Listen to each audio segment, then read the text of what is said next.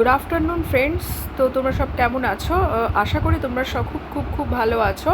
আর আমি সুদীপ্তা চলে এসেছি সুদীপ ব্লগস থেকে তোমাদের সাথে একটা ভিডিও শেয়ার করতে, নতুন ব্লগ নিয়ে। দেখো, আজকে কিছু হেলদি বানাবো। আজকে সেই চিকেন কষা, মাটন কষা, প্রন এসব বাদ দিয়ে খুব হেলদি ফুড একটা বানাবো। আশা করি তোমাদের পছন্দ হবে। আর ভালো লাগলে অবশ্যই লাইক কমেন্ট শেয়ার করে দিও, পেজটাকে ফলো করে দিও। আর ইউটিউব চ্যানেল থেকে দেখলে অবশ্যই চ্যানেলকে সাবস্ক্রাইব করে দিও। তো চলো দেখে নিই কী কী লাগবে।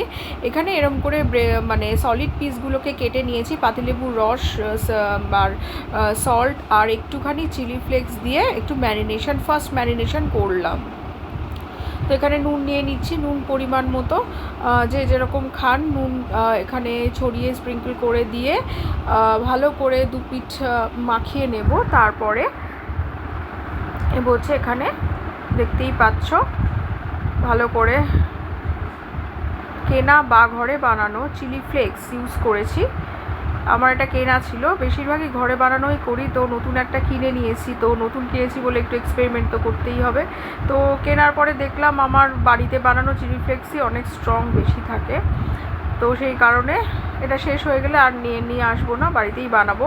তো আমার ফার্স্ট ম্যারিনেশন 10 মিনিটস মতো রেখে তারপর সেকেন্ড ম্যারিনেশন জিঞ্জার গার্লিক আর চিলি ক্রাশ করে এর উপর ছড়িয়ে দিয়েছি। এটাও প্রায় আধ ঘন্টা রেখে দিলে তারপরে বের করে এটাকে প্যান নিয়ে নিয়েছি, এটা গ্রিল করব। মানে একটু বাটার নিয়েছি, দেখো এটাই সম্পূর্ণ এই গ্রিল করে এটা বানাবো। আজকে একটা মিল বানাবো যেটা কিনা ভীষণই হেলদি আর একটু ইংলিশ টাইপের লাঞ্চ করব এটা দিয়েই আজকে।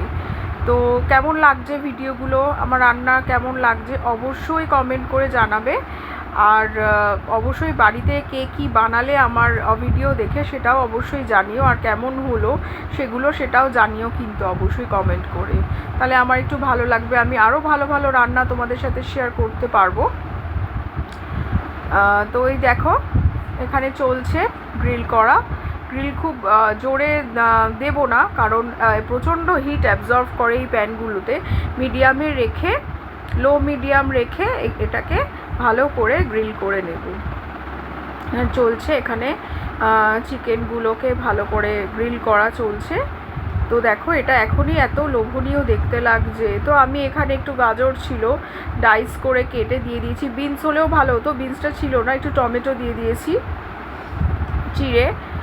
তো এখানে একটু সল্টও স্প্রিঙ্কল করে দিয়েছি। পাশে বানিয়ে নেব ম্যাশ পটেটো। তো ম্যাশ পটেটো কীভাবে বানাচ্ছি দেখো, প্রথমে বয়েল করে নিয়ে ভালো করে আলুটা ভালো করে পুরো ম্যাশ করে নিতে হবে। আর তার মধ্যে দেখো বাটার দিয়ে দিয়েছি প্যানে, বাটার দিয়ে একটু গরম হলেই তার মধ্যে রসুন থেতো করে দিয়ে দিয়েছি। তো এখানে রসুনগুলো নাড়াচাড়া করার পর পটেটোটা পুরোটাই দিয়ে দেবো, ম্যাশ করা যেটা আছে। আর অ্যাকচুয়ালি পার্সলে দেয়, পার্সলে ম্যাশ পটেটোতে অনলি পার্সলেই চলে।